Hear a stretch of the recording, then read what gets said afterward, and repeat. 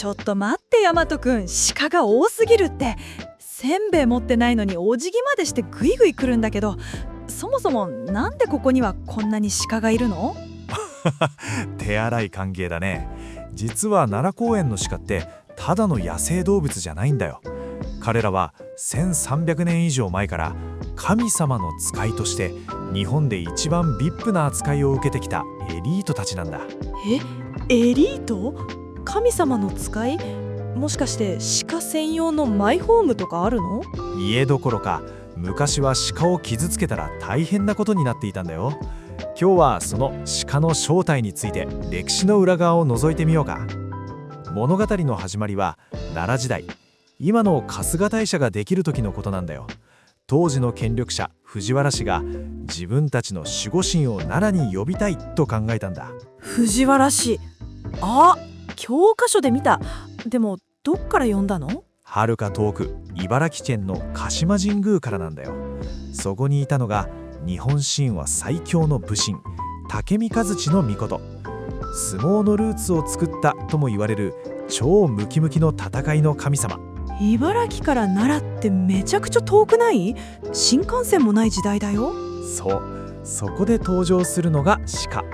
伝説ではこの最強の神様は白い鹿の背中に乗って1年かけて奈良までやってきたと言われているんだ。へえ、神様のタクシーだったの？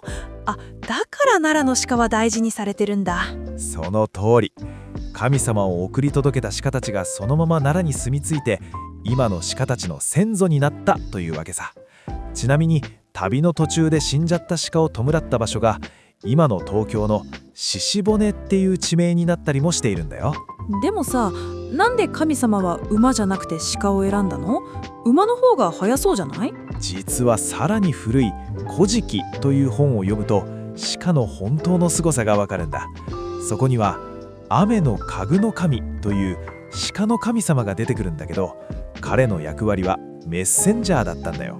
メッセンジャー？ LINE みたいな？そう、天界と地上をものすごいスピードで行ったり来たりして神様の言葉を伝える超優秀な秘書だったんだ。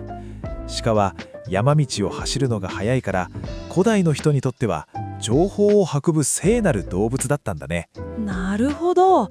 足が速い有能な秘書だったから後に神様を乗せる乗り物にランクアップしたんだね。そんなわけで奈良では鹿は神鹿として絶対的な存在になった。江戸時代まではもし間違えて鹿を殺してしまったらたとえ子供でも死罪になることがあったんだよ。死罪？厳しすぎない？早起きは三文の徳っていう言葉があるだろ。あれ、一説には朝起きて自分の家の前で鹿が死んでいたら処刑されるからみんな早起きして死んでないか確認して、もし死んでたらこっそり隣の家の前にずらしたっていう笑えない話から来ているという説もあるんだ。必死すぎる。そりゃ1300年も大事にされるわけだわ。今では法律で国の天然記念物に指定されて守られているけど、根本にあるのはこの1300年前の信仰なんだ。野生の鹿がこれだけ街中にいて人間と共生している場所は世界中どこを探しても奈良にしかないんだよ。